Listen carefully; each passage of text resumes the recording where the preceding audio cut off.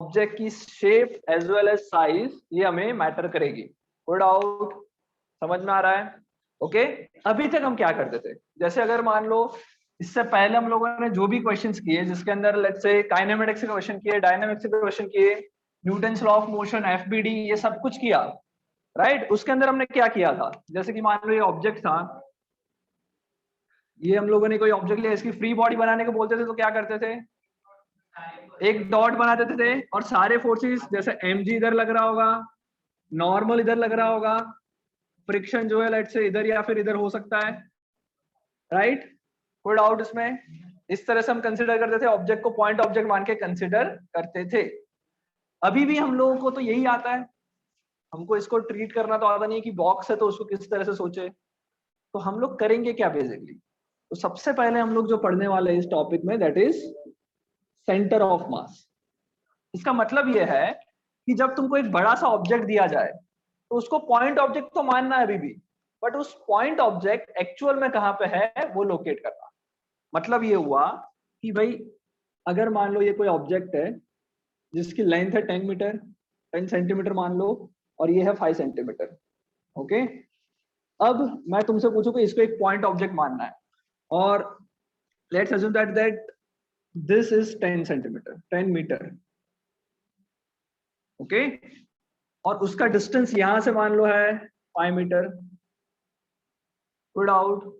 पूरा डिस्टेंस दे रखा है 10 मीटर, यहां से जो स्टार्ट हो रहा है वो डिस्टेंस है कितना, 5 मीटर। अब मैं तुमसे पूछ रहा हूं कि भाई ये ब्लॉक जो है वो कहाँ पे है, एग्जैक्ट लोकेशन कहाँ है। तो हमको पूरा ब्लॉक को देखना नहीं है, हमें क्या करना है, इसको वापस किस में कन्वर्ट करना है, पॉइंट में कन्वर्ट करना है। पर वो पॉइंट इस पॉइंट से कितने दूर है वो हमें फाइंड आउट करना है। समझ में आ रहा है या ऊपर से जा रहा है? ऊपर से चला गया। देखो बेटा ये ब्लॉक पूरा है, कितने लंबा है ये, 10 सेंटीमीटर इस तरफ लंबा है। मैं पूछूं तुमसे कि यहां से इस ब्लॉक का डिस्टेंस कितना है, क्या बोलोगे? 5 मीटर पक्का? 5.1 मीटर। तो हम लोग करेंगे क्या बेटा, जब मैं डिस्टेंस पूछ रहा हूं तो इसको हम क्या मानते हैं, एज अ पॉइंट ऑब्जेक्ट मानेंगे। समझ में आ रहा है? तो इसका पॉइंट मानेंगे तो वो पॉइंट कहाँ लोकेट होगा। सो अगर ये यूनिफॉर्म होता है तो हम लोग ऐसा अज्यूम कर सकते हैं कि ये टोटल 10 सेंटीमीटर है, तो इसका मैं पॉइंट कहाँ मान सकता हूँ, मैं मान सकता हूँ कि ये कितने पे है, यहाँ से 5 सेंटीमीटर पे। समझ में आ रहा है? Good out. पक्का? सो हम लोग क्या बोल सकते हैं कि भाई 5 मीटर दूर पे इसका स्टार्टिंग पॉइंट है। बट इसको एज अ पॉइंट ऑब्जेक्ट माने, इस पूरे ब्लॉक को अगर एक पॉइंट ऑब्जेक्ट माने तो वो यहाँ से भी कितना दूर होगा, यहाँ से और 5 सेंटीमीटर दूर होगा। तो इसका एग्जैक्ट लोकेशन क्या हो जाएगा, 5 मीटर तो पूरा है प्लस 5 सेंटीमीटर, हाँ या ना? 10 नहीं होगा बेटा, ये सेंटीमीटर है, ये मीटर है, 5.05 मीटर दूर है। आ रहा है समझ में? हंस कौन रहा है? आजा आगे आजा, खड़ा हो खड़ा हो खड़ा हो, मानव जल्दी खड़ा हो जा, आ गया जो नोटबुक सब कुछ लेके। चलो कोई डाउट? 5.05 मीटर लोकेशन होगा। क्या और कुछ सोचना चाहिए, इतना ही खत्म हो गया? क्या ये इसी सरफेस पे होगा? अगर मैं इसको पॉइंट ऑब्जेक्ट मान रहा हूं तो वो पॉइंट कहाँ पे होगा, इधर से इधर 5 मीटर सेंटीमीटर है, तो ये कितना डिस्टेंस होगा, हाइट कितनी होगी उसकी, 2.5। आ रहा है समझ में? कोई डाउट? सो इसका एग्जैक्ट लोकेशन जो होगा वो यहाँ से 5.5 होगा, और हाइट में कितना होगा, तो 5.05 लेंथ में इस तरफ, और इस तरफ कितना, 2.5 सेंटीमीटर, राइट? ये मीटर में है, ये सेंटीमीटर। समझ में आ रहा है? मतलब अब हम करना क्या चाहते हैं, जब कोई बड़ा सा ऑब्जेक्ट दे दिया जाए तो उस बड़े से ऑब्जेक्ट को वापस हम कन्वर्ट करना चाहते हैं एक पॉइंट में, बट वो पॉइंट एग्जैक्टली कहाँ लोकेटेड है वो फाइंड करना है। यहाँ पे एक यूनिफॉर्म मास था तो मैं इजीली कर सकता हूँ। समझ में आ रहा है? बोलो ना चिकित। एक तरह से कोऑर्डिनेट्स निकालेंगे, ऐसा हम बोल सकते हैं कि एग्जैक्ट इसको पॉइंट कहाँ पे लोकेट है वो निकालना है। समझ में आ रहा है? कोई डाउट? पक्का? ओके। यहाँ पे मैं ये इतना इजीली क्यों निकाल सकता हूँ, बिकॉज हमें पता है कि ये यूनिफॉर्मली, जैसे कि मान लो ये डस्टर है, इस डस्टर को मैं बोल सकता हूँ कि इसका मास हर जगह पे यूनिफॉर्मली डिस्ट्रीब्यूटेड है। पक्का? यूनिफॉर्मली डिस्ट्रीब्यूटेड मान सकता हूँ या नहीं मान सकता? थोड़ा सा दिमाग लगा के आंसर दो। हाँ मैं वही पूछ रहा हूँ, मान सकते हैं या नहीं मान? यूनिफॉर्मली डिस्ट्रीब्यूटेड का मतलब क्या, इसमें से कितना भी, जैसे कि मान लो ये टोटल इसका मास है 1 kg, हाँ 1/10 करेंगे 100 ग्राम आएगा। मतलब इसका अगर मैं 10th पार्ट एक एक मतलब 10 टुकड़े कर दूं और 10 टुकड़े में इक्वल टुकड़े करूंगा और 10 में से कोई भी एक उठा लूं तो उसका मास कितना होना चाहिए? 100 ग्राम होना चाहिए। तो यूनिफॉर्मली डिस्ट्रीब्यूटेड हुआ, हाँ या ना? तो इस डस्टर को उस तरह से तुम दिमाग लगा के बताओ, क्या यूनिफॉर्मली डिस्ट्रीब्यूटेड मास बोल सकते हैं या नहीं बोल सकते? बोल सकते हैं यूनिफॉर्मली डिस्ट्रीब्यूटेड मास बोल सकते हैं इसको, हर जगह से, ऊपर नीचे आगे पीछे, हर जगह से क्यों नहीं बोल सकते हैं? काटने का मतलब ये बेटा कि एग्जैक्ट इक्वल वॉल्यूम में काटना है, ऐसा नहीं कि भाई थोड़ा छोटा टुकड़ा कर दिया तो बाकी बड़ा टुकड़े के, ऐसे नहीं। इक्वल वॉल्यूम में कट करने पे अगर हर एक वॉल्यूम का मास सेम आए तो यूनिफॉर्मली डिस्ट्रीब्यूशन हुआ, बट इक्वल वॉल्यूम में कट करने पे हर एक मास का वॉल्यूम, हर एक और टुकड़े का जो मास है वो इक्वल ना आए तो क्या होगा? Non uniformly distribution. तो इसमें बताओ क्या ये यूनिफॉर्मली डिस्ट्रीब्यूटेड होगा या नहीं? मास का यूनिफॉर्म डिस्ट्रीब्यूशन है या नहीं है? देख के पता कर सकते हो, दिमाग हो तो। होगा यूनिफॉर्म डिस्ट्रीब्यूशन? नहीं होगा। कितने लोग बोल रहे नहीं होगा? स्वयं क्यों नहीं होगा बता?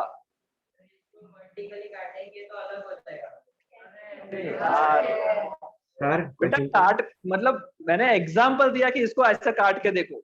एक्चुअल में मैंने क्या बोल रहा हूँ कि इसका यूनिफॉर्मली डिस्ट्रीब्यूशन का मतलब ये हुआ कि हर एक जगह पे मास का डिस्ट्रीब्यूशन क्या हो? सेम हो। समझ में आ रहा है? तुम ऐसा नहीं कि वर्टिकली काटने पे कुछ अलग होगा, हॉरिजॉन्टली काटने पे, कहीं से भी काट लो मास डिस्ट्रीब्यूशन सेम होना चाहिए। समझ में आ रहा है? तो इसमें यूनिफॉर्मली डिस्ट्रीब्यूशन होगा नहीं होगा? होगा सर, पक्का। हर जगह पे मास इक्वली डिस्ट्रीब्यूटेड है, सच्ची में? दिमाग लगाओ थोड़ा। इससे बना है ये? सिर्फ वुड से बना है? सिर्फ वुड है क्या? क्या है ऊपर? क्या है ये? स्पंज जैसा कुछ है? इसका भी मास वुड के मास इतना होगा, तो फिर यूनिफॉर्मली डिस्ट्रीब्यूशन हुआ क्या? नहीं हुआ ना। मैं अगर इसको निकाल दूं आगे से तो मैं बोल सकता हूँ हाँ अब ये पूरा वुड है और वुड का यूनिफॉर्मली डिस्ट्रीब्यूशन है, वुड कहीं से भारी नहीं है, कहीं पे हल्का नहीं है, हर जगह पे इक्वल ही है, तो अब मैं बोल सकता हूँ। बट पूरा डस्टर की बात करूं तो क्या हो रहा है? वुड का जो मास होगा ज्यादा होगा और उतना ही मैं यहाँ पे ले लूं तो मास कम आने वाला है। ये तो क्या है? कुछ भी नहीं है, हल्का सा चीज है। आ रहा है समझ में? हाँ तो इसलिए तो बोल रहा हूँ इंक्लूडेड है ना, इसलिए तो वही रहेगा। अगर हम रिमूव कर दे तो वो डस्टर मतलब ऑब्जेक्ट ही चेंज हो जाएगा उसके। अगर तो मैं वही तो मैं बोल रहा हूँ कि ये डस्टर की तो बात चल रही है। डस्टर किससे बना है? वुड और स्पंज दोनों से बना है। क्या हर जगह पे मास इसका सेम है? क्या मैं इसके छोटे छोटे टुकड़े करता जाऊंगा तो क्या सभी टुकड़ों का मास सेम आएगा? नहीं आएगा ना। वही तो समझा रहा हूँ कि यूनिफॉर्मली डिस्ट्रीब्यूशन का मतलब क्या हुआ? जब उसके आप छोटे से छोटे टुकड़े करोगे तो सभी टुकड़ों का मास क्या आना चाहिए? सभी इक्वल पार्ट्स का मास इक्वल आना चाहिए। बोलो अश्मी।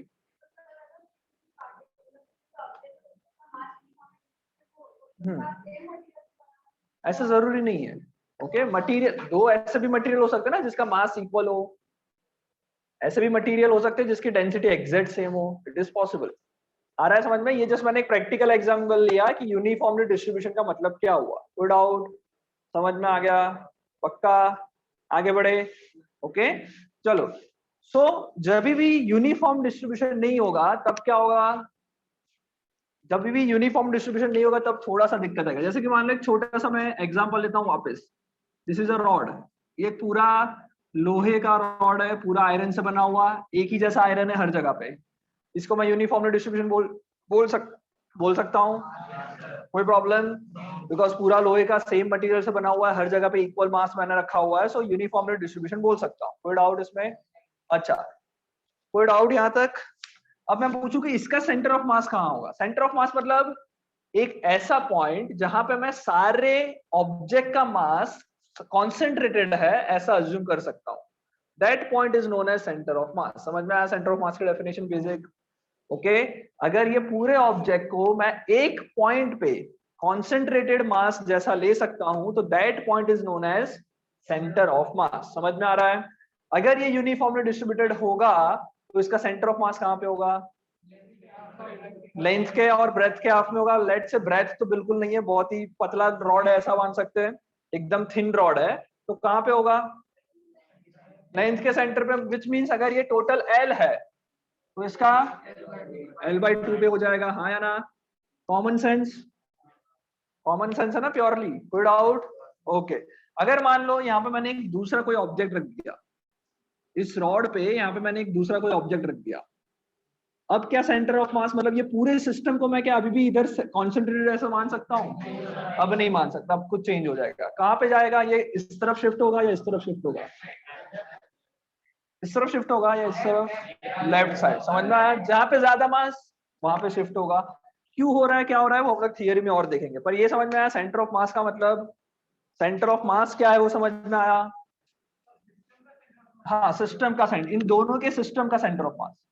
ओके, इंडिविजुअली इस ब्लॉक का अलग हो सकता है, इस रॉड का अलग हो सकता है, पूरे सिस्टम का सेंटर ऑफ मास यहाँ पे नहीं होगा। भाई श्रेयस श्रीवास्तव आ जाए इधर जल्दी, सेकंड बेंच, फटाफट सब कुछ लेके।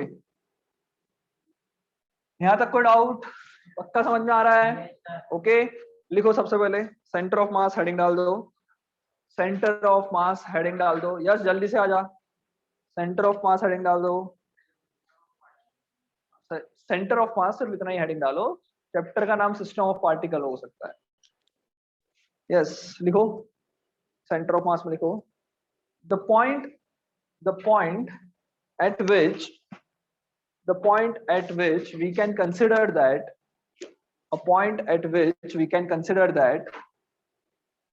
all the mass of the system a point at which we can consider that all the mass of the system is concentrated, that point is called center of the mass. Huh? Concentrated, that point is called center of mass of the system. That point is called center of mass of the system. लिख लिया यहाँ तक? कोई doubt? लिख लिया पक्का? Okay, a point लिख भाई, यस श्रीवास्तव लिखो ना, अ पॉइंट एट विच, जल्दी जल्दी लिख, a point eight which all the mass of the system is considered a point at which we can consider that all the mass of the system is concentrated, that point is called center of mass of the system. Okay, अब इसके बहुत सारे फायदे हैं। सबसे main जो एक फायदा है that is in rotational motion. जैसे कि मान लो कोई भी ऑब्जेक्ट को हम लोग जब फेंकते हैं तो क्या वो ट्रांसलेटरी मोशन करता है? ट्रांसलेटरी मोशन पता है सबको? नहीं पता ना? ट्रांसलेटरी मोशन किसे कहते हैं? किसी को नहीं पढ़ा अब तक? बताया था ना, पर याद किसी को नहीं होगा। ट्रांसलेटरी मोशन मैंने ही पढ़ाया था, याद बिल्कुल नहीं होगा। वेरी गुड बेटा। क्या होता है ट्रांसलेटरी मोशन? अगर बताया तो किसी को तो याद होगा।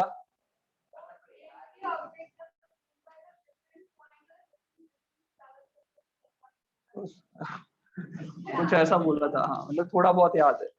और कोई जिसको कुछ याद हो? ट्रांसलेटरी मोशन क्या आयुष?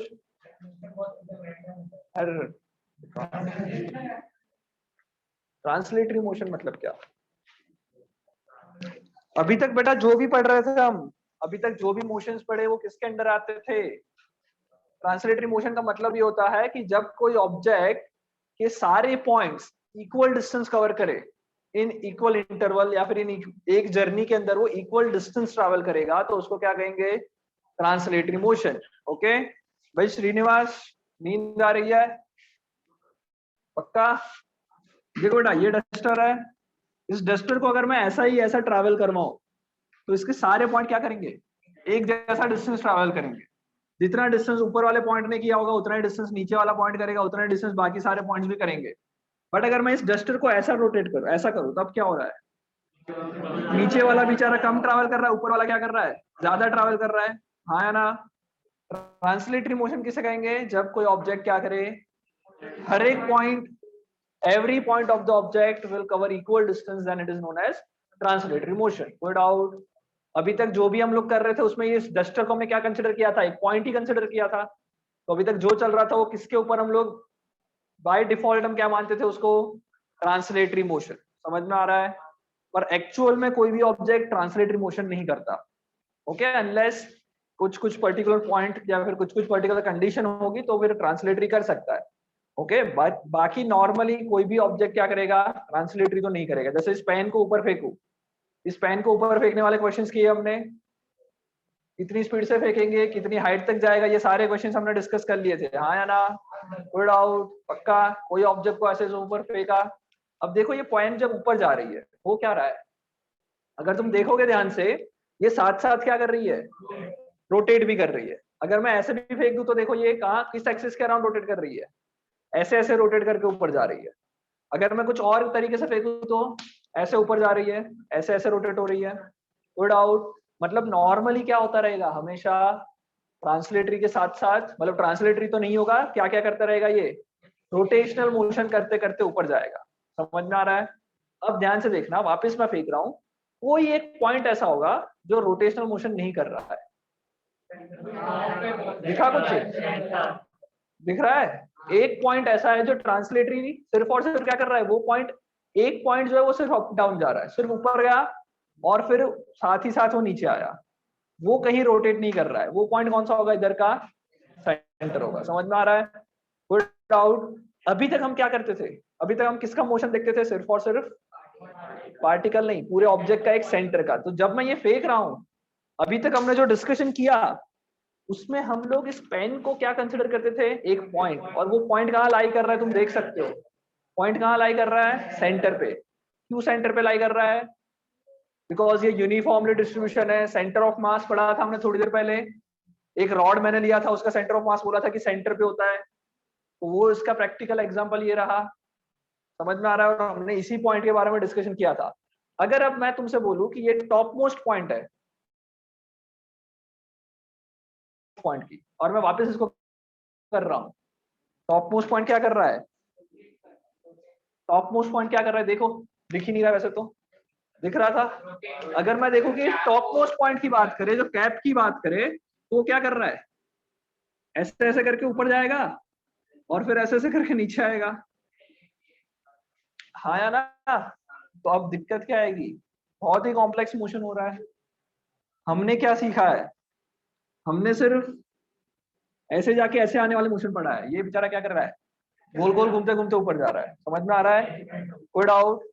ओके, अगर ये मोशन मुझे पढ़ना है तो क्या करना पड़ेगा, तो सबसे पहले मुझे ये मोशन पढ़ना पड़ेगा जो हमने ऑलरेडी पढ़ लिया, सेंटर ऑफ मास का। आ गया समझ में? Good out. तो जनरली जब कोई कॉम्प्लेक्स मोशन हो रहा है, जब कोई क्या हो रहा है, कॉम्प्लेक्स मोशन हो रहा है, तब हम क्या करते हैं, तब हम जो एक्चुअल में पढ़ते हैं वो क्या पढ़ते हैं, स्टार्टिंग में कौन सा, किसका मोशन पढ़ा, सेंटर ऑफ मास का मोशन पहले पढ़ ले। आ रहा है समझ में?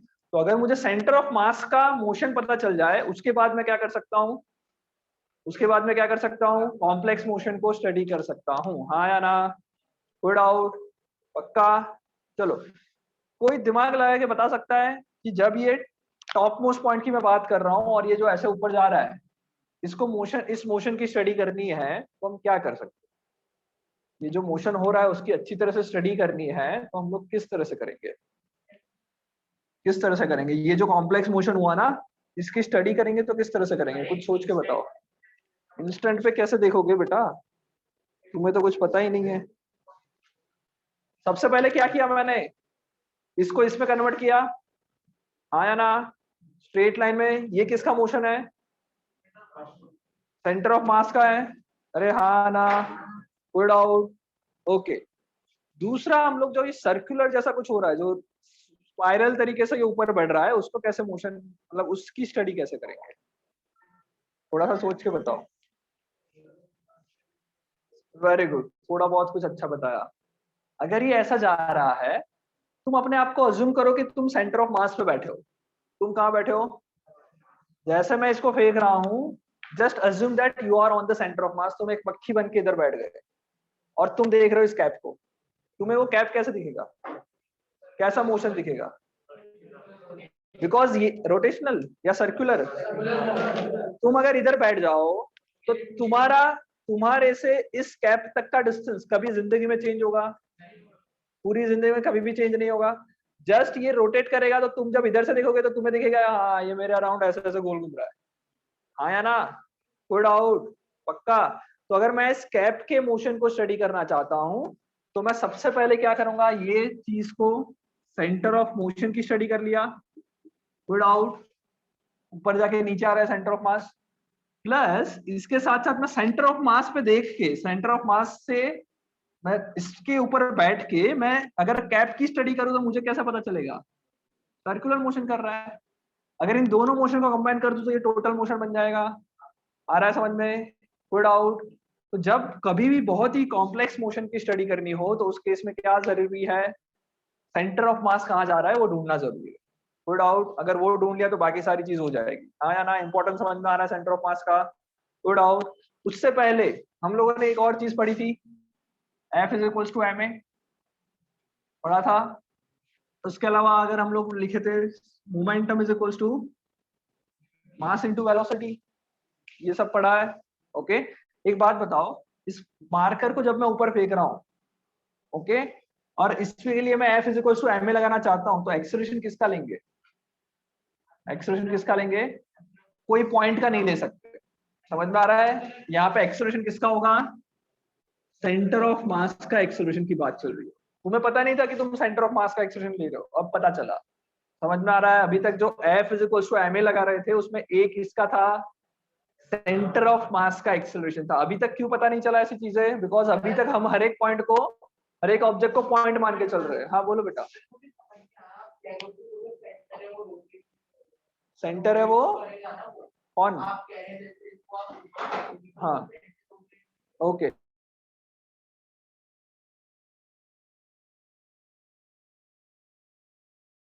उसके मिडल पे मैं ऐसा रख दूं, पहले ब्लेड पे रख दूं तो क्या होगा? मैंने मान लो ब्लेड पे ऐसा मार्कर को फिट कर दिया, क्या होगा? मार्कर पूरी ऐसे रोटेट करेगी, मैं धीरे धीरे नीचे नजदीक लेके आऊंगा और एग्जैक्ट जो मिडल पॉइंट है अगर वहां पे मैं टच करवा दूं मार्कर को, क्या मार्कर रोटेट करेगी? अब नहीं करेगी ना, वहीं की वहीं रहेगी।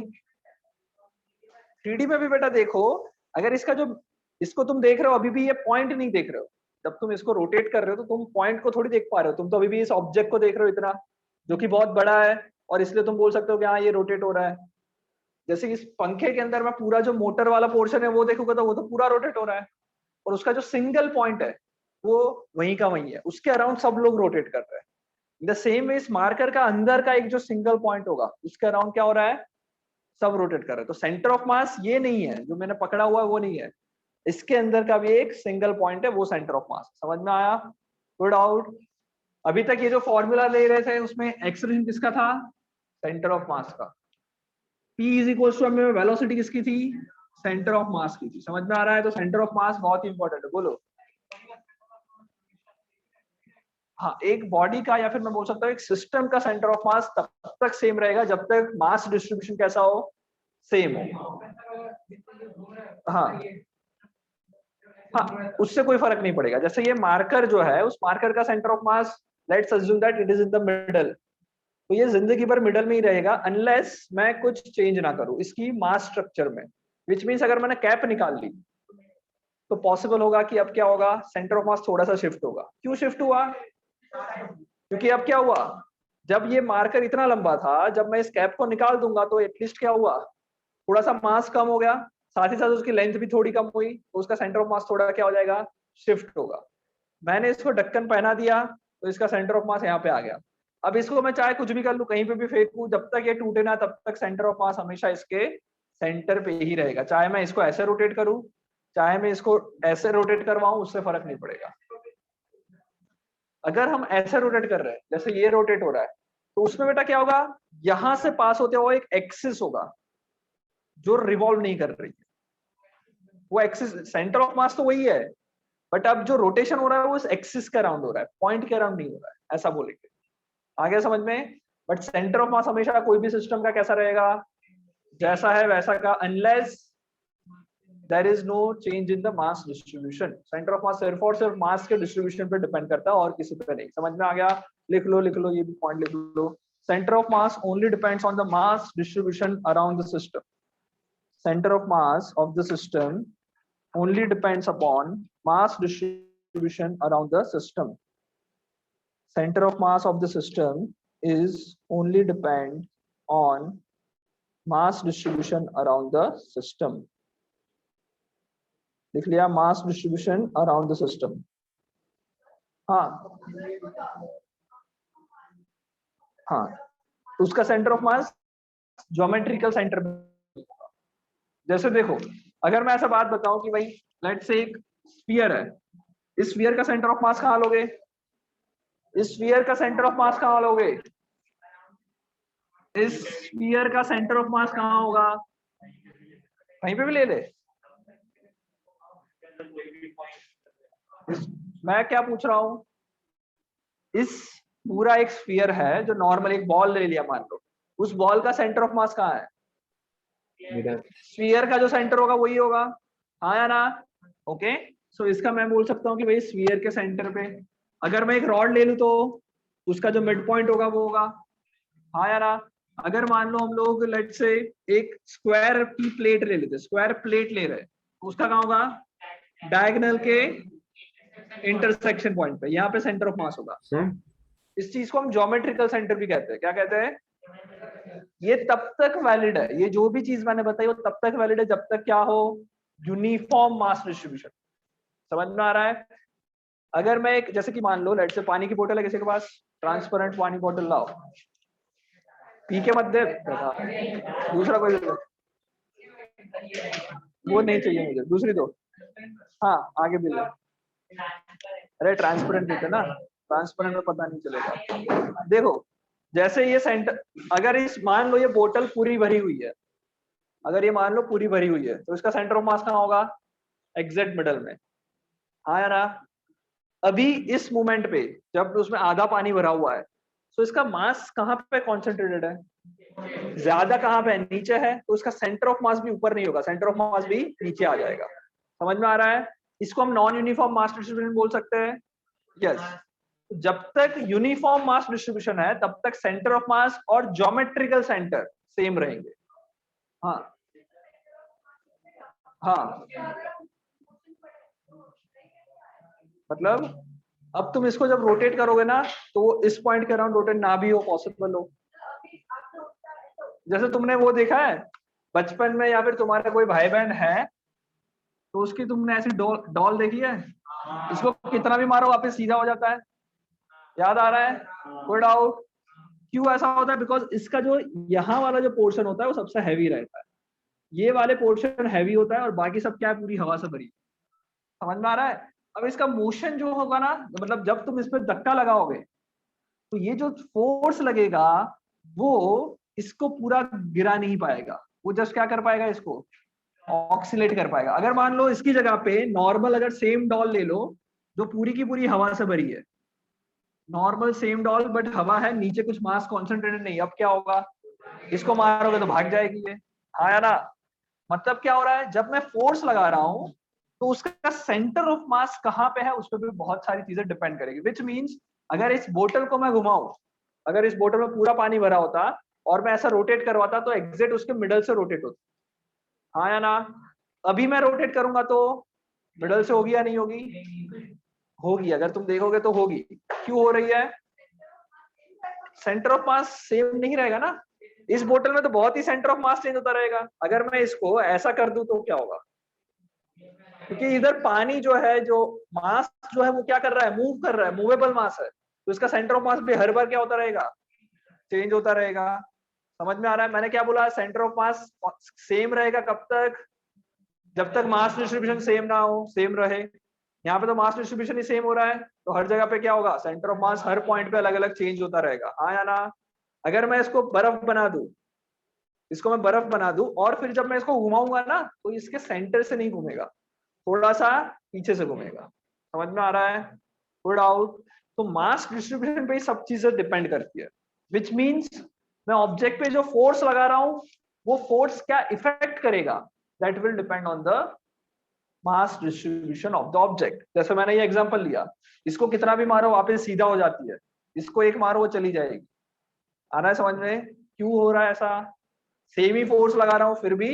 रुद्रराज कहाँ ध्यान है भाई? क्या सोच रहा है? पक्का? ऑफलाइन में बैठे बैठे तुम्हारा ध्यान भटक जाता है, ऑनलाइन में क्या करते रहते होगे वे? आधे लोग मनी हाइस्ट देखने तो बैठ ही गए होंगे अभी तक, नहीं पता तुम लोगों को? हाँ, इसलिए तेरा मन इधर नहीं लग रहा है, नहीं? चलो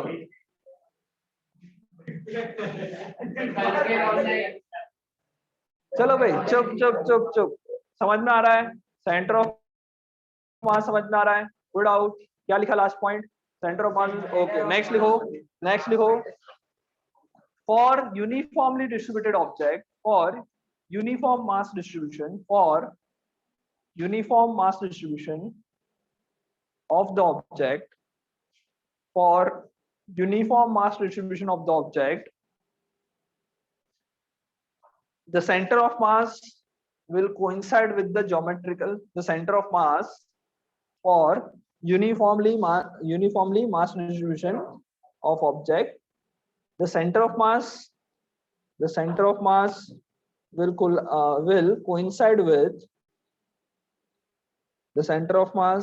will coincide with the center of mass will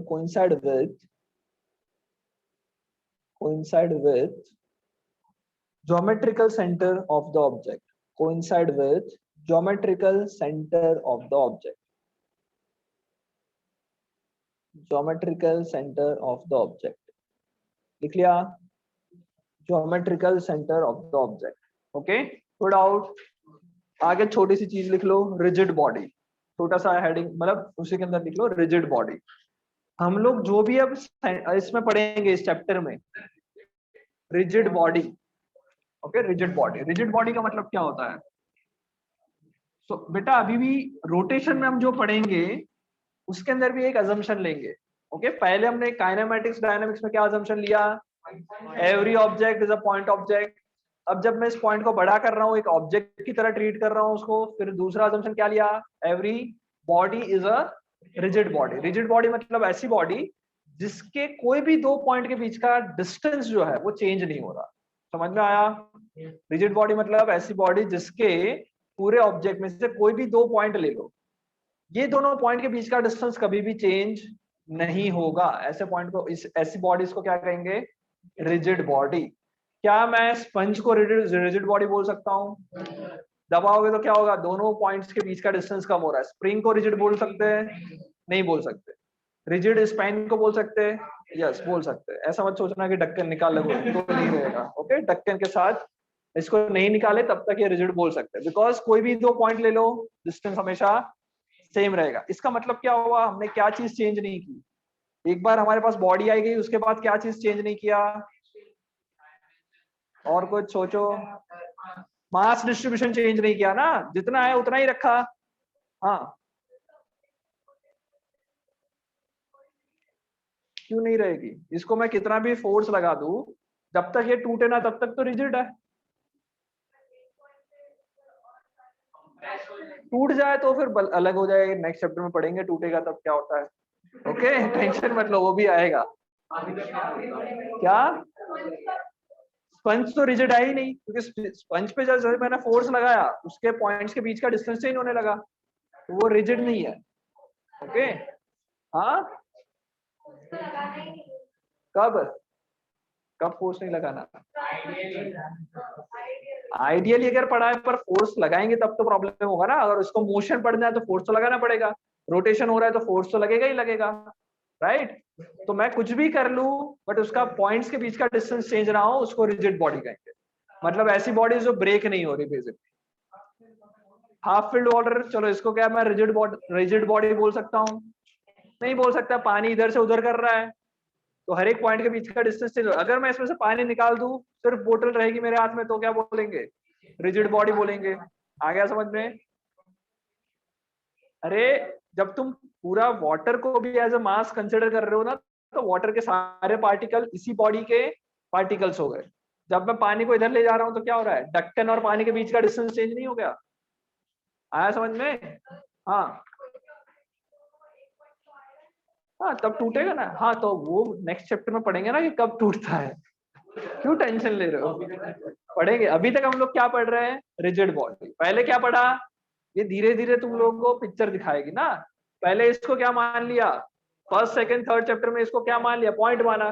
फिर बताइए नहीं ये पॉइंट नहीं है तो बोतल है, फिर बोतल टूटे ना ऐसी ली, उसके बाद तोड़ देंगे बोतल को, करेंगे धीरे धीरे। ओके, तो फिर तुम बेटा सोचते कि अब पढ़ना ही छोड़ देते, साइंस कॉमर्स आर्ट्स कुछ नहीं सोचते।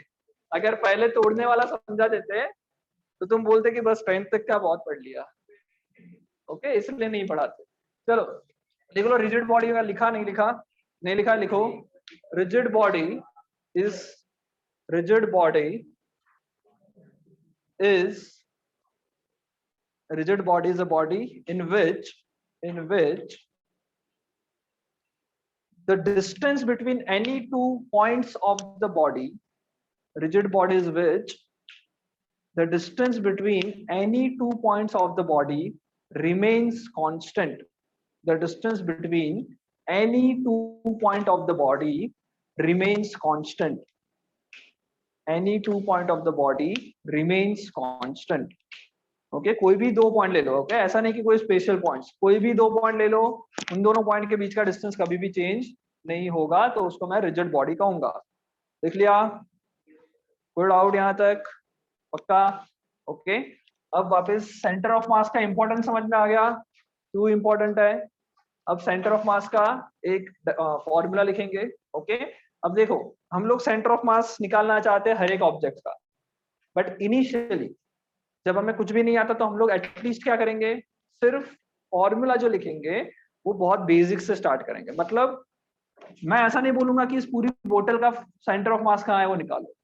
ओके, सिर्फ ऐसा बोलेंगे कि एक पॉइंट यहाँ पे, एक छोटा सा मास है which is a point mass, और यहाँ पे दूसरा एक पॉइंट मास है, इसका मास है m1, इसका मास है m2। ये दोनों कैसे मास है, पॉइंट मास है, एक्चुअल में छोटे छोटे पॉइंट्स है। ओके, एक पॉइंट का मास है m1, दूसरे पॉइंट का मास है m2। इन दोनों का सेंटर ऑफ मास कहाँ होगा ये हम लोग पहले ढूंढेंगे। आया समझ में? इसका एक सिंपल फॉर्मूला होता है। क्यों पहले, क्यों ये दो का ही ढूंढा, अगर मुझे दो का मिलेगा फिर चार का ढूंढेंगे, चार मिला फिर आठ ढूंढेंगे, आठ ढूंढा फिर क्या करेंगे, इनफाइनाइट पार्टिकल्स का ढूंढेंगे। जैसे ये बोतल है वो कितने पार्टिकल से बनी है, इनफाइनाइट पार्टिकल से बनी है। समझ में आ रहा है? तो अगर मुझे दो का निकालना आ गया तो धीरे धीरे करके इनफाइनाइट का भी सीख लेंगे। Good out. चलो, सो अगर कोई दो पार्टिकल्स है m1 और m2, इसका मुझे सेंटर ऑफ मास ढूंढना है, तो सबसे पहले तो मुझे क्या करना पड़ेगा, कोई भी चीज का पोजीशन ढूंढने के लिए क्या होना चाहिए हमारे पास, एक कार्टेशियन प्लेन होना चाहिए, right. Let's say this is my origin, यहां से m1 कितना दूर है, लेट्स से r1 वेक्टर जितना दूर है उसकी पोजीशन। दूसरा जो r2 ले लेते हैं इसको, ये तुम्हारा r2 हो गया, हाँ या ना। इन दोनों का सेंटर ऑफ मास डिफाइन होता है इस तरह से कि r of position vector of centre of mass will be is equals to m1 times r1 plus m2 times r2 divided by m1 plus m2। ये मेरा क्या हो जाएगा, सेंटर ऑफ मास का फॉर्मूला। तीन होते तो क्या करते, तीन मास होते तो m1 r1 plus m2 r2 plus m3 r3 divided by m1 plus m2 plus m3। आ गया समझ में? कोई डाउट? पक्का समझ में आ गया? लिख लो छोटा सा हेडिंग, क्या डिराइव नहीं, ये डिफाइंड किया है, इसको डिराइव नहीं किया है। इसी तरह से सेंटर ऑफ मास डिफाइन होता है। ओके, लिखो। हाँ बोलो, कोई डाउट? हाँ बना लो बना लो। क्या? हाँ लिख लो, वही तो बोल रहा हूँ।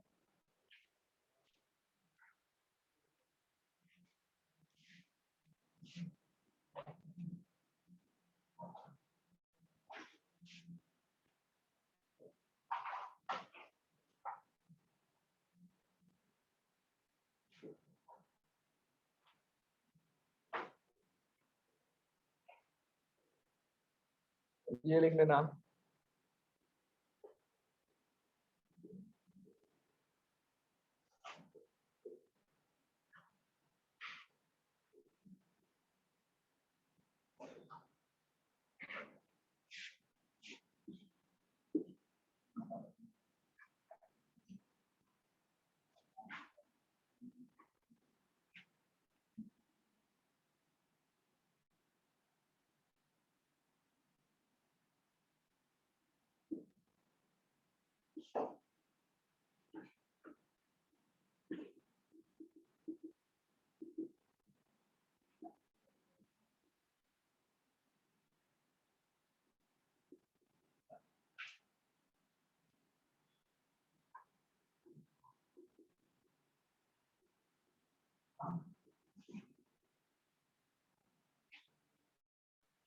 ऐसे जितने भी पार्टिकल है, लेट्स से n पार्टिकल ऐसे छोटे छोटे, n लोगों के लिए निकालने के लिए ये फॉर्मूला आ जाएगा, राइट? लिख लो। अगर ऐसे n पार्टिकल है तो COM R हो जाएगा M1R1 प्लस M2R2, ऐसे ऐसे सबका ऐड करते जाओ, divided by M1 plus M2 plus M3 सबका एडिशन।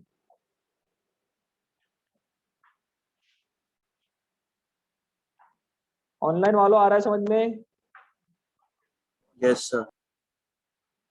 Yes sir. ओके, करते रहो।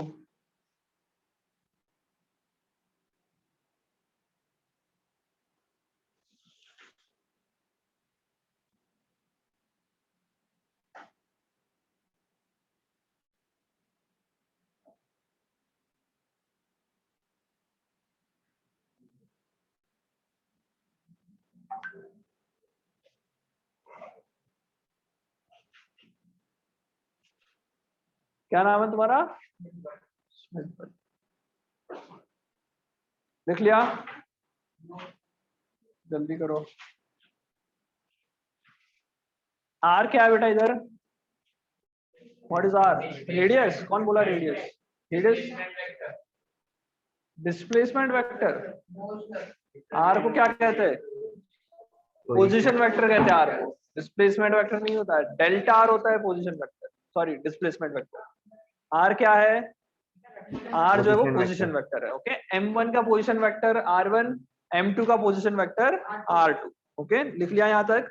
अच्छा, अब एक बात बताओ, कोई भी पोजीशन वेक्टर R1 जो होगा उसको मैं क्या लिख सकता हूँ? ये R1 को क्या लिख सकते हैं? अगर वेक्टर फॉर्म में लिखना चाहे तो क्या लिखेंगे? ए भाई, इसको क्या कहते हैं? x1 i cap plus y1 j cap लिख सकते हैं। x1 y1 R1 को मैं लिख सकता हूँ ना भाई, x1 i cap plus y1 j cap. Similarly R2 को क्या लिख सकता हूँ? x2 i cap y2 j cap x2 i cap plus y2 j cap. कोई डाउट? समझ में आ गया? अच्छा, अभी और थोड़ा जादू करते इसमें। अगर मान लो ये 3D में होता तो, 3D में होता तो क्या होता? x1 i cap plus y2 j cap plus z1 k cap plus z2 k cap. आ रहा है समझ में? थोड़ा डाउट? क्या हुआ आयुष? आगे आ जाए, इधर इसके साथ बढ़ जा। हाँ चलो, कोई डाउट यहाँ तक? तो मैं R1 और R2 को इस तरह से लिख सकता हूँ, राइट? सिमिलरली सारे को ऐसा लिख सकता हूँ, सिमिलरली सभी को ऐसा ही लिख सकता हूँ, R1 R2 Rn जितना है सब कुछ है। और एज सेम में R ऑफ सेंटर ऑफ मास, जो सेंटर ऑफ मास का पोजीशन वेक्टर है उसको मैं लिख सकता हूँ XCOM I cap plus YCOM J cap plus ZCOM K cap. हाँ या ना? अरे जा रहा है दिमाग में? ऐसा लिख सकता हूँ। और अगर मैं इसके अंदर अब सिर्फ आई कैप को देखूं तो XCOM की वैल्यू क्या आ जाएगी? सिर्फ आई कैप को देख रहा हूं तो मेरा XCOM का फॉर्मूला क्या आ जाएगा? तो इस तरह से XCOM आ जाएगा। सिर्फ आई कैप को देखो तो इस फॉर्मूला में M1 R1 क्या है? x1 i cap plus y1। सिर्फ आई कैप को देख रहा हूं तो M1 x1 के साथ मल्टीप्लाई होगा, आया ना? फिर M2 जो है वो x2 के साथ ऐसे mn होगा, जो लास्ट वाला वो xn के साथ होगा। डिवीजन में तो M1 M2 सब में ही रहेगा। तो अगर सिर्फ मैं आई कैप की बारे में बात करूं तो XCOM क्या लिख सकता हूं? M1 x1 plus M2 x2, ऐसे जितने भी है mn xn आ रहा है, डिवाइडेड बाय क्या? M1 plus M2 plus M3 dash dash dash mn। Similarly YCOM को क्या लिख सकते हैं? M1 y1 plus M2 y2 plus dash dash dash mn yn upon M1 plus M2 plus dash dash dash mn। लिखते जाओ सब फटाफट। Similarly Z का क्या लिख सकते हैं? M1 Z1 M2 Z2 चलता जाएगा mn Zn upon M1 plus M2 plus M3 dash dash dash mn। समझ में आ गया? लिखो जल्दी जल्दी लिखो।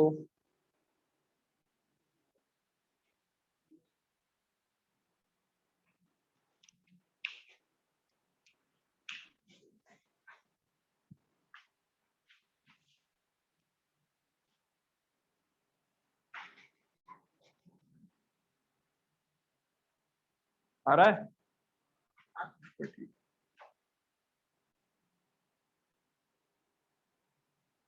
मोहित आ रहा है समझ में? यश अग्रवाल आ रहा है? लिख लिया सबने?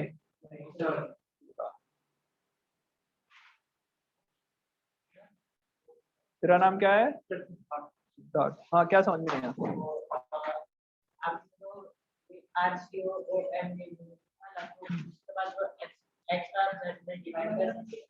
देख बेटा, आर का फॉर्मूला क्या है?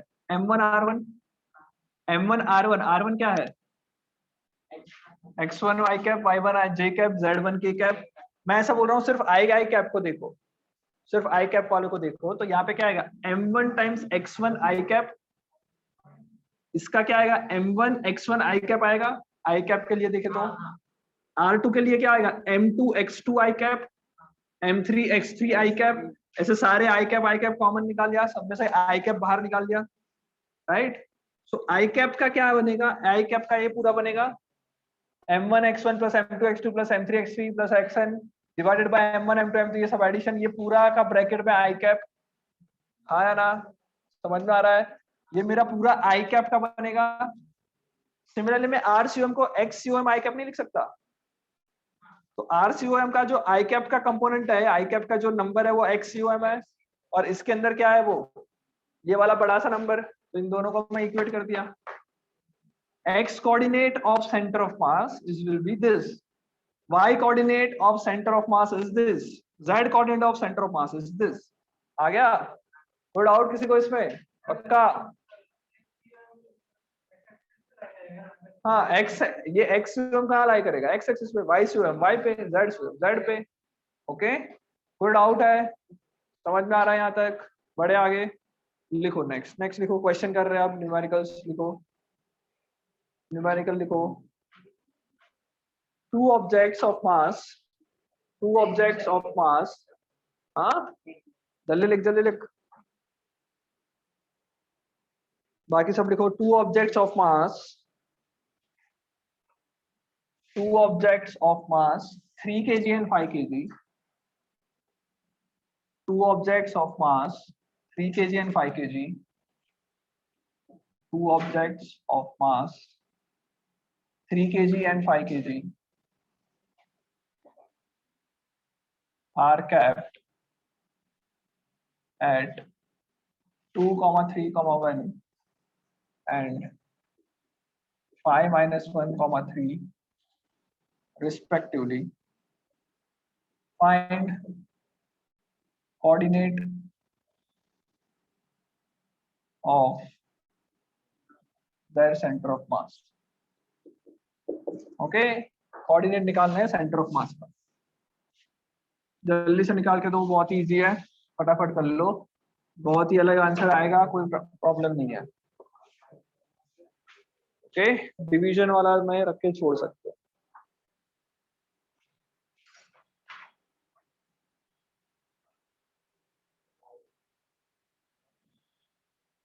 आ रहा है मोक्षित समझ में? जल्दी से निकालो आंसर, फॉर्मूला लगा के आंसर निकालो जल्दी जल्दी से। सर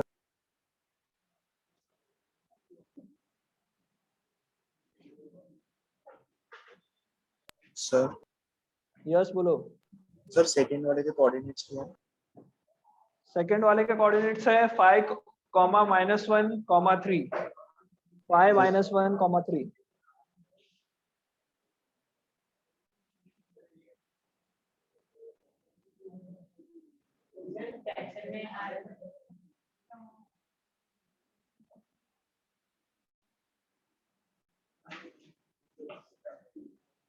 क्या बोल रहे हो बेटा? फ्रैक्शन में ही लिख लो, हाँ फ्रैक्शन तक लिख लो, चलेगा भाई। निकाल,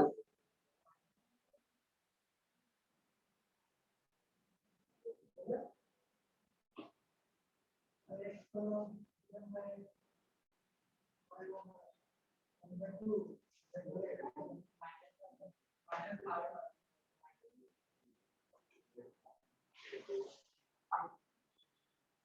जल्दी से, आंसर निकालो। सिंपल है ये तो, एडिशन करना सिखा रहा हूं मैं।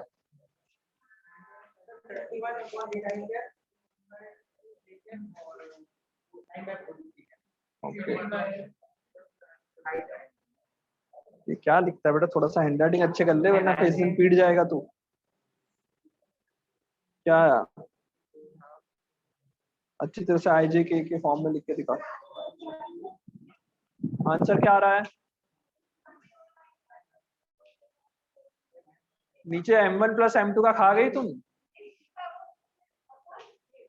अच्छा, पूरे के अपॉन 8 लिखते हैं। देखो XUM निकाल लेते हैं, बहुत ही सिंपल। XUM में क्या करना है, m1 x1 मास है कितना 5, 5 2 10 प्लस m2 x सॉरी 3 को 2 से मल्टीप्लाई करेंगे 6 प्लस 5 और 5 मल्टीप्लाई होगा 25 डिवाइडेड बाय m1 m2 8 मतलब 31/8। YCOM क्या आएगा? YCOM क्या आएगा? 3 3 9 प्लस 5 इंटू -1 -5 डिवाइडेड बाय 8 9 मतलब 4/8 इक्वल्स टू हाफ। ZCOM क्या आएगा? ZCOM में 3 इंटू 1 3 होगा plus 5 into 3 5 5 3 15 divided by 8 15 plus 3 18/8 मतलब 9/4। तो जो कोऑर्डिनेट तुमसे पूछा हुआ कोऑर्डिनेट कितना आएगा? 31/8 1/2 9/4। इसको हम लोग लिख सकते हैं कि RCOM कितना आएगा? वेक्टर फॉर्म में लिख सकते हैं 31/8 i cap plus 1/2 j cap plus 9/4 k cap. समझ में आ गया? कोई डाउट इसमें? ओके हाँ, इस फॉर्म में फाइनल आंसर दे दो, वेक्टर फॉर्म में आंसर लिखना है। लिख लिया?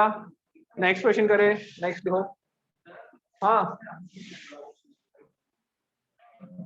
Next question.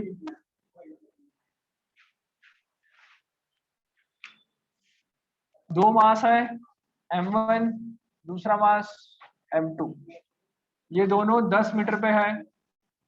इसका मास है 5 kg, इसका मास है लेट्स से 15 kg। ओके, इसका सेंटर ऑफ मास कहाँ होगा निकालना है। एक 5 kg मास है, दूसरा 15 kg मास है, दोनों 10 मीटर दूर है, एक दूसरे से 10 मीटर दूर है। तुम्हें इन दोनों का सेंटर ऑफ मास निकालना है। ओके जल्दी से निकालो, दोनों ऑब्जेक्ट का सेंटर ऑफ मास कहाँ होगा वो निकालना है।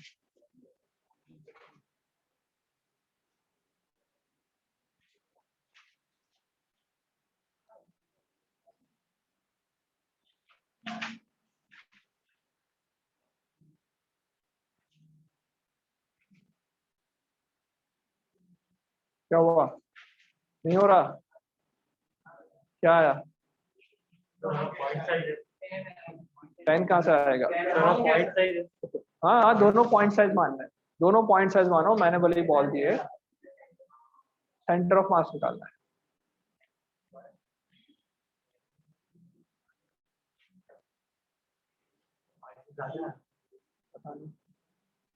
कहाँ जा रहा है? क्या फटाफट, कहीं तो शिफ्ट होगा ना, कहाँ पे होगा? सोचो फॉर्मूला से, फॉर्मूला जो है ना उससे निकालो। चलो देखो इस क्वेश्चन क्या कैसे करोगे। 15/2 7.5 हो सकता है, 7.5। देखो इधर प्रॉब्लम क्या है, कोऑर्डिनेट्स नहीं दिए। ओके तो हम लोग क्या करेंगे, खुद से कोऑर्डिनेट बना लेते हैं। लेट से ओरिजिन किसको माने, इसको ओरिजिन मान लो। अरे इसको ओरिजिन मान लो, फिर क्या करेंगे, कोऑर्डिनेट लिख लोगे तो क्या आएगा, इसका कोऑर्डिनेट क्या आएगा और इसका क्या आएगा, 10,0 आएगा ना। सो XUM क्या निकालेगा, XUM कितना आएगा, m1 into 0 m2 into 10 divided by m1 plus m2 5 plus 15 right. तो ये आ जाएगा 10 इंटू m2 कितना है 15 divided by 20, 15/2 which is equal to 7.5 metre. अच्छा क्या y का निकालने की जरूरत है क्या? अब तुम देख सकते हो यूनिफॉर्मली डिस्ट्रीब्यूशन है y के अक्रॉस, y में तो दोनों का जीरो कोऑर्डिनेट है, खत्म बात। तो यहां से 7.5 मीटर पे सेंटर ऑफ मास होगा, राइट। सेंटर ऑफ मास यहां से कितना होगा 7.5 मीटर पे। समझ में आ रहा है? गुड आउट, पक्का। चलो नेक्स्ट क्वेश्चन, जल्दी करो।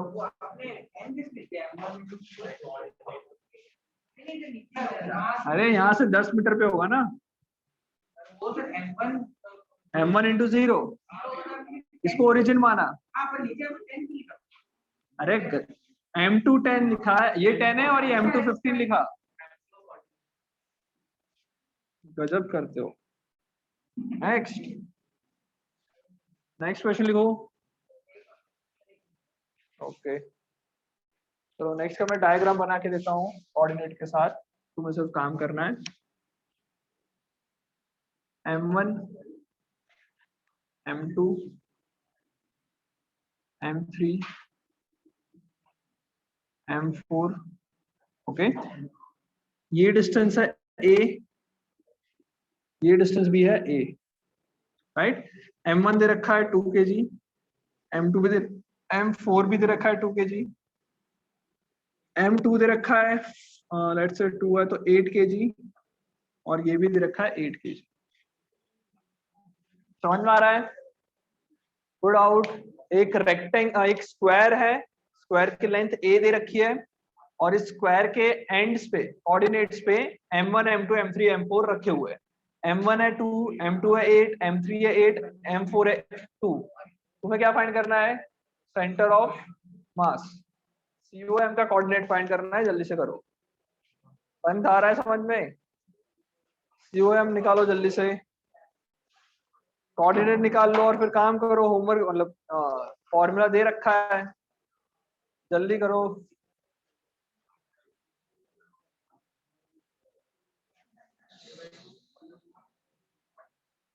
क्या हुआ मोक्षित, तो क्यों बातें कर रहा है? करना, आंसर निकाल जल्दी से। एक ही टर्म में आंसर आएगा, एक ही टर्म में आंसर आएगा, ओके टेंशन मत लो।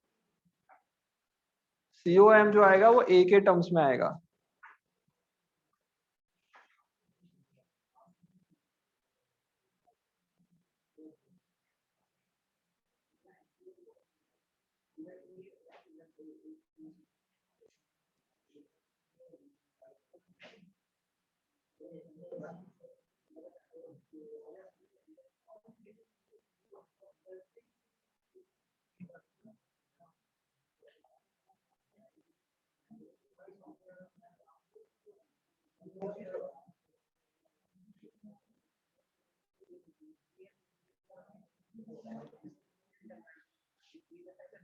रे जल्दी जल्दी करना, बात क्यों कर रहा है? डिस्कस क्यों कर रहा है? बस 4a/5 j, 4a/5 j, okay हो सकता है इसमें। ओके देखो, अगर थोड़ा सा यहाँ पे कॉमन लॉ दिमाग लगा लेते तो इधर 2 और इधर भी 2 है, इधर 8 और इधर भी 8 है, मतलब एक तरह से यूनिफॉर्मली डिस्ट्रीब्यूशन दिख रहा है। इसके अलोंग एक्स एक्सिस के अलोंग, एक्स एक्सिस के अलोंग तुम देखोगे तो जितने डिस्टेंस पे ये 2 2 है उतने ही पे ये 8 8 है। मतलब एक्स एक्सिस में इसका कोऑर्डिनेट क्या आएगा? इसका हाफ आएगा, a/2 आएगा। समझ में आ रहा है? इक्वल इक्वल है, इस तरह से a/2 आएगा। ये डायरेक्ट भी निकाल सकते, ओके, विदाउट एनी मतलब कैलकुलेशन के बिना ही तुम a/2 लिख सकते थे सिमेट्री को देख के, राइट। और y एक्सिस के लिए क्या करना पड़ेगा? निकालना पड़ेगा। कैसे? क्या? हाँ, y एक्सिस के लिए निकालना पड़ेगा। x एक्सिस तो a/2 डायरेक्ट ही लिख सकते हैं। हाँ 4a/5, यस। ओके, जिसको कुछ भी नहीं समझ में आ रहा है कोऑर्डिनेट लिख लो 0 0। ये क्या होगा? a,0, ये क्या होगा? a,a, ये क्या होगा? 0, a। राइट। अगर ये आ गया समझ में तो फिर अब YCOM निकाल लेते हैं। YCOM जो होता है वो होता है M1Y1, M1 which is 2 kg into 0 plus M2Y2 8 into A plus M3Y3 8 into A plus M4Y4 2 into 0 divided by M1 plus M2 plus M3 plus 8 8 और 2 10 और ये टोटल 20, राइट। सो ये आ जाएगा 16A by 20 which is equals to कितना आएगा 4 by 5A। ये तुम्हारा YCOM आया। XCOM निकाल के रखोगे A by 2 आएगा। तो तुम्हारा COM का कोऑर्डिनेशन आ जाएगा A by 2 4 by 5A। आ गया समझ में। इसको I cap J cap के फॉर्म में लिखना है तो लिख सकते हो कि vector R vector is A by 2 I cap plus 4 by 5 A J cap। ये फाइनल आंसर। नेक्स्ट क्वेश्चन करते हैं जल्दी जल्दी।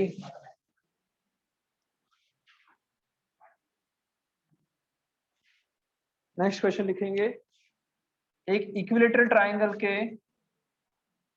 सेंटर्स पे, ओके। इक्विलेटरल ट्राइंगल्स के जो ये क्या कहते हैं इसको वर्टिसेस जो होते हैं वहां पे M1 M2 M3 रखे हुए हैं।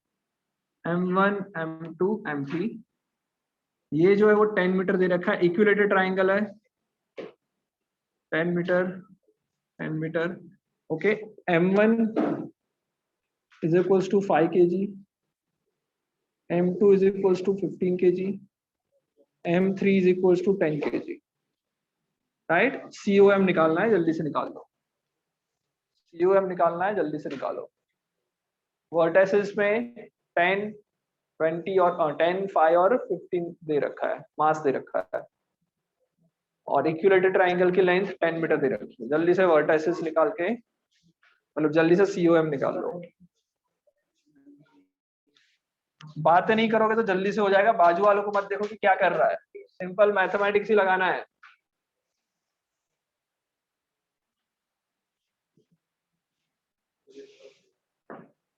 सुजनम कर रहे हो खुद से? पंत खुद से करो।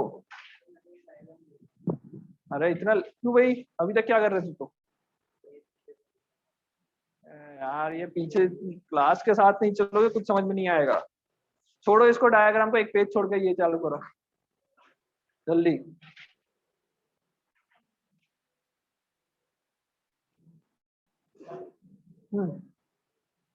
आ गया? ओके सही होगा।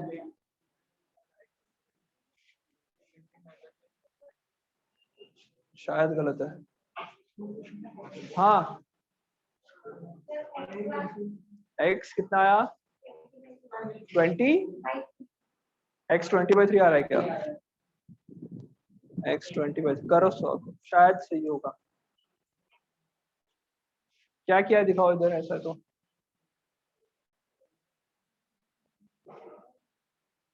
कोऑर्डिनेट गलत लिखे है, पहले से करो, पूरा गलत है।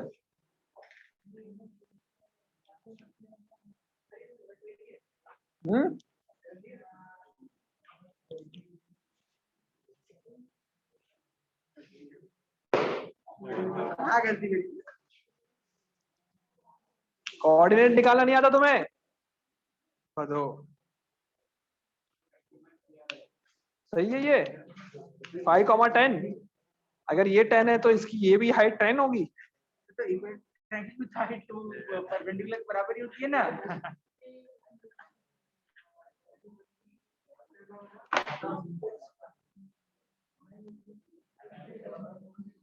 अगर तेरे को ये 10 दे रखा है तो ये कभी भी 10 हो सकता है? नहीं, ये 10 नहीं हो सकता। तो तुम गधे ने क्या इधर ये 10 लिखा है ना तूने, वो आई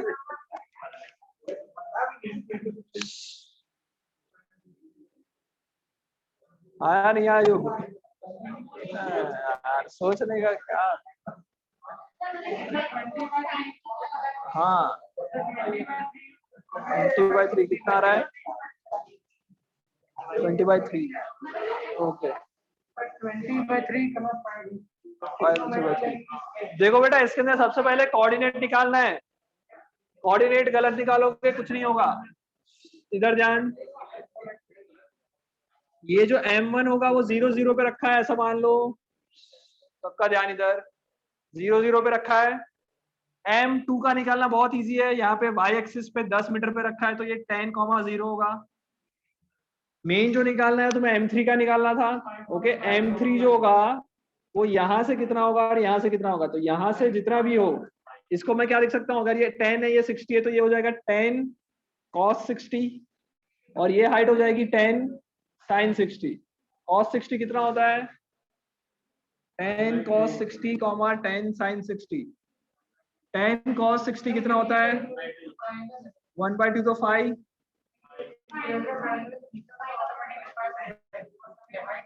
क्या क्या क्या, हाँ इक्विलेटरल ट्रायंगल है तो ये 5 हो जाएगा, 10 का आधा। 10 sin 30 को क्या हो जाएगा, 5√3 हो जाएगा।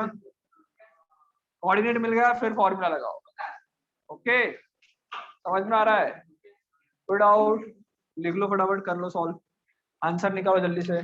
और बेटा लिखने का थोड़ा ना तरीका अच्छा रखो, नोटबुक में इतनी घटिया नोटबुक रखी है, जैसे सुजनम हो गया, मोक्षित हो गया, मोक्षित क्या, मोहित हो गया, इतना घटिया तुम लिखते हो, समझ में ही नहीं आता। ऐसा नहीं होता है, अभी से अच्छा लिखो ना, प्रॉब्लम है क्या अच्छा लिखने में?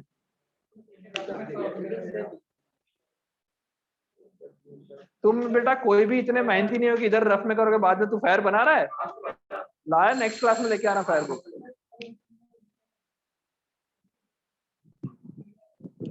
हो गया क्या टाइम? बाकी बचे ना अभी, कितना टाइम क्या हो रहा है? हो गया, ओके, ये निकाल लेना। ओके, नेक्स्ट क्लास में मिलेंगे और आगे करते हैं। Bye bye.